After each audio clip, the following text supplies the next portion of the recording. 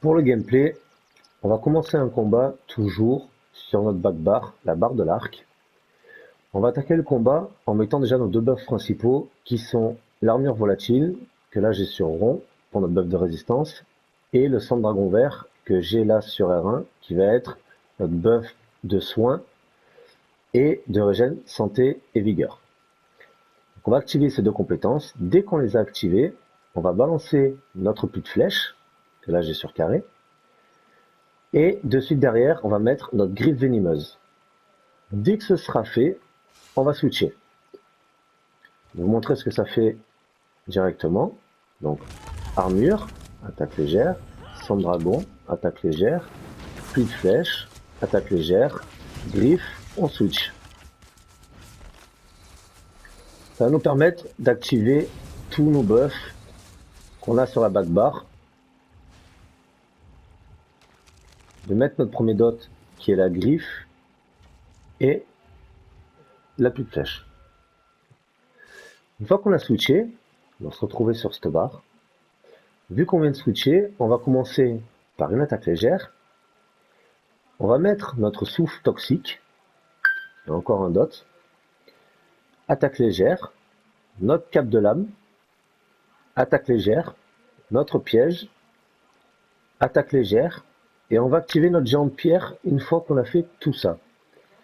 Le fait de faire tout ça avant, ça va nous permettre d'activer tous nos buffs, que ce soit notre buff de 7 11 cœurs, que ce soit nos buffs qu'on a avec le piège, ça nous permet de mettre tous les dots aussi. Donc on va d'abord commencer par tout ça, et c'est qu'une fois qu'on aura fait tout ça qu'on va activer notre géant de pierre, et qu'on va balancer notre cycle avec le géant de pierre. Je vais vous montrer ce que ça fait le combo avec les deux barres.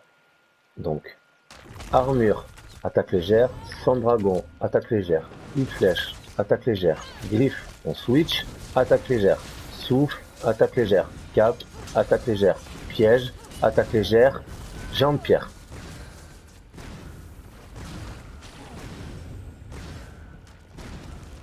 C'est qu'à partir de là, on va dire qu'on va commencer notre DPS, on va dire direct. Voilà, jusqu'à là, c'était que des dots, que des buffs. À partir de là, une fois qu'on a activé notre géant de pierre, on va commencer notre DPS. Donc, je vais repartir de la phase où on a activé notre géant de pierre. Donc, on va partir du principe qu'on a déjà fait notre back bar. On a fait nos buffs sur la main bar. On active notre géant de pierre. Une fois qu'on l'a activé, attaque légère, on envoie une pierre, on cut. Attaque légère, on envoie une pierre, on cut. Attaque légère, on envoie la troisième pierre, on cut. À chaque fois, votre géant de pierre a 3 pierres à lancer. 3 projectiles, on va dire. Au bout des 3, quand vous allez rappuyer sur le géant de pierre, il a un temps d'incantation, entre guillemets. Si jamais on cut ce temps d'incantation, le géant de pierre ne va pas proc. Donc c'est quelque chose qu'on est malheureusement obligé de laisser en animation. On ne peut pas le cut, ça. Autant on peut cut quand on va lancer les 3 projectiles, autant au 4e coup, quand il va falloir réactiver le géant de pierre, on ne pourra pas le cut. Je vous montre si je le cut. Le géant de pierre n'a pas proc. Vous voyez? À chaque fois que je vais le cut, il n'a pas le temps de proc. On est obligé de laisser notre personnage faire l'espèce d'animation où il tape le pied par terre, et c'est qu'à partir de là que les petites boules vont proc et qu'on aura notre géant de pierre d'activer. Donc c'est vraiment une compétence qu'on ne peut pas cut à l'activation. Une fois qu'on aura nos 3 boules, on va lancer nos 3 boules comme je vous ai montré juste avant en cut, et on va le faire 2 fois ça. C'est-à-dire qu'une fois qu'on aura lancé nos 3 boules, on va réactiver notre géant de pierre et on va refaire une deuxième fois la phase où on va lancer nos 3 boules. Une fois qu'on aura fait la deuxième phase, on va switcher et là, on va recommencer toutes les phases depuis le début. C'est-à-dire qu'on va remettre notre armure, on va remettre notre sang de dragon, on va remettre notre puits de flèche, on va remettre notre griffe, on va switcher, on va remettre notre souffle, on va remettre notre cape, on va remettre notre piège et on va réactiver notre géant de pierre. Et là, on part pour 2 phases de géant de pierre. Donc on jette les 3 projectiles, on le réactive une deuxième fois, on rejette les 3 projectiles, et là on switch et on reprend depuis le début. Je vais vous montrer un cycle complet pour que vous voyez ce que ça donne.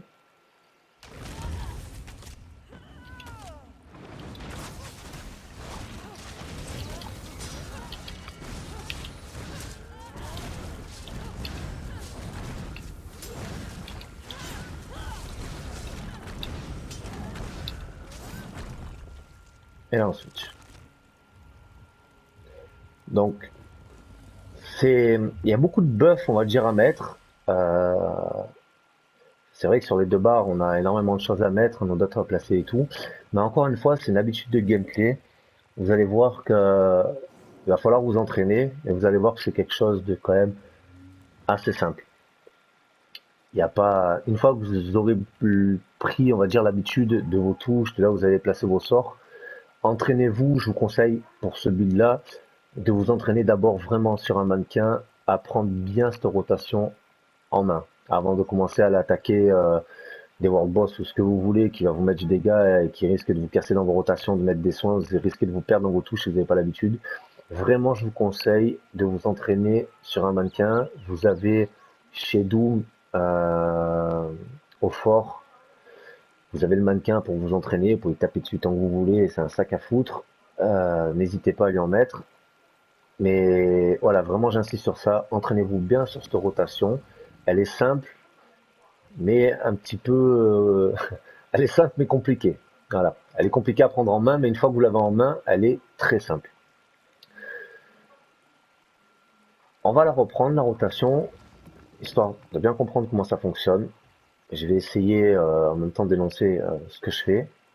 Donc, l'armure, attaque légère, sang dragon, attaque légère, plus de flèche, attaque légère, griffe, on switch, attaque légère, souffle, attaque légère, cap, attaque légère, piège, attaque légère, jambe pierre qu'on code pas, premier jambe pierre qu'on cut, deuxième jambe pierre qu'on cut, troisième jambe pierre qu'on cut, attaque légère, on re-invoque, attaque légère, jambe pierre qu'on cut, attaque légère, jambe pierre, attaque légère, jambe pierre, on switch.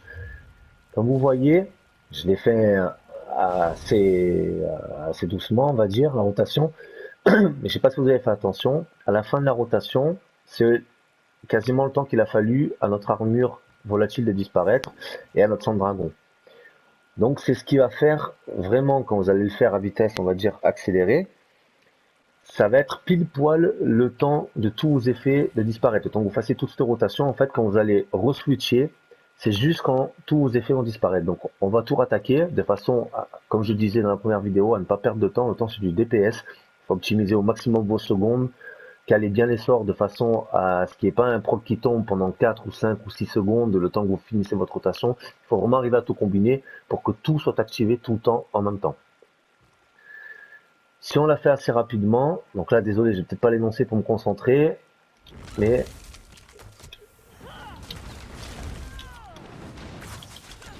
on a déjà.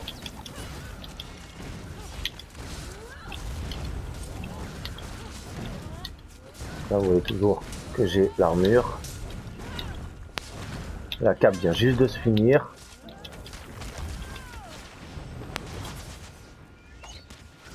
Non. Moi ça fait longtemps que je l'ai pas joué et ça se ressent.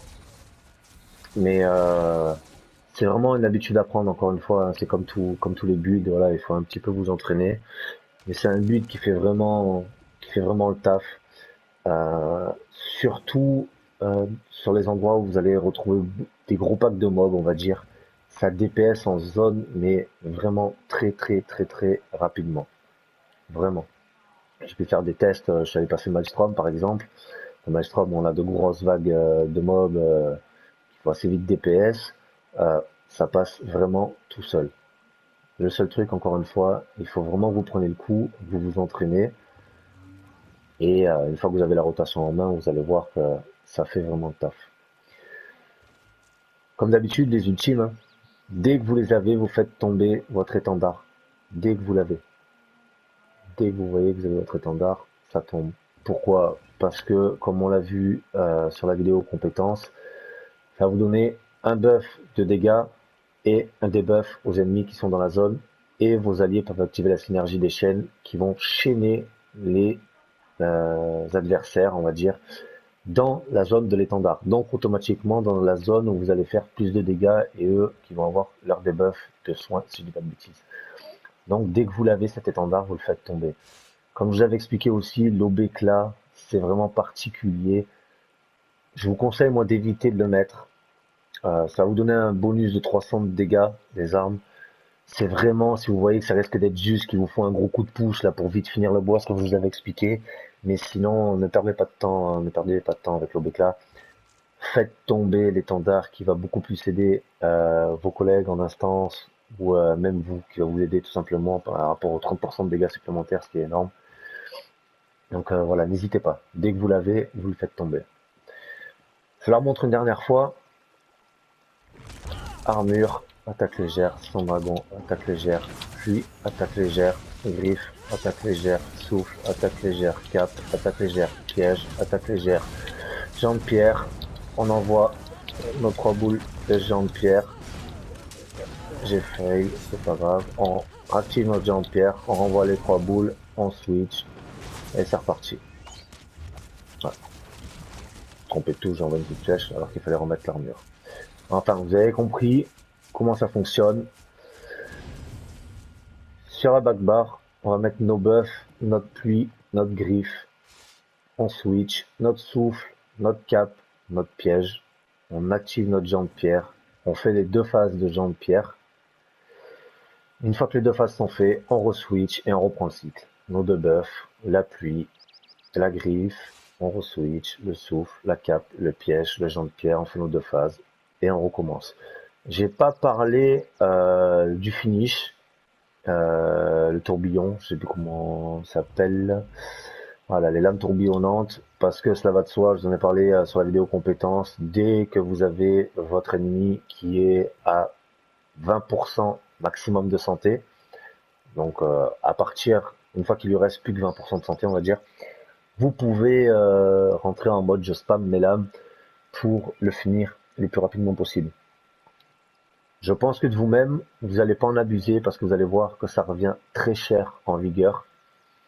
Même moi en étant rouge garde, en ayant la réduction sur les compétences d'armes, je vous garantis qu'on le sent passer quand on se met à spammer ça. Donc moi personnellement, mais ça tient qu'à moi, je continue mon cycle jusqu'à 10%, et il n'y a que à partir de 10% que je rentre en spam de lame tourbillonnante. En dessous de 10, au-dessus de 10%, je trouve que ça coûte trop de vigueur, et vous risquez de ne plus avoir de vigueur alors que le boss est encore en vie. Donc s'il vous faut un soin d'un coup avec ardeur, vous n'avez plus la vigueur pour, et vous mourrez. C'est ballot quand il reste plus beaucoup de vie à votre ennemi. Donc, un conseil, n'attaquez votre lame tourbillonnante qu'à partir de 10% de l'ennemi, et vous verrez que ça fait le taf. Votre DPS que vous avez là par rapport à ce build, entre toutes les dots et tout le reste, vous verrez que de 20% à 10%, il va y aller très vite. Pour pas que vous ayez du team en plus à ce moment-là, vous allez voir ça descend très vite. Et à partir de 10%, vous balancez vos lames tourbillonnantes en spammable. Une attaque légère toujours entre. Et normalement, ça ne devrait pas vous résister. Voilà pour la vidéo du gameplay. Je pense qu'on a fait le tour sur le build du DK. Sur le Discord, je vous mettrai toutes les photos, les builds, où les trouver, où les acheter. J'ai pas parlé des CP dans mes vidéos parce que je pense que c'est plus facile que vous mettre des screens. Quoique, je sais pas. Non, je vais peut-être pas vous faire des screens. Non, je vais vous faire une vidéo sur les points de champion. Donc on se retrouve sur la prochaine vidéo pour les points de champion.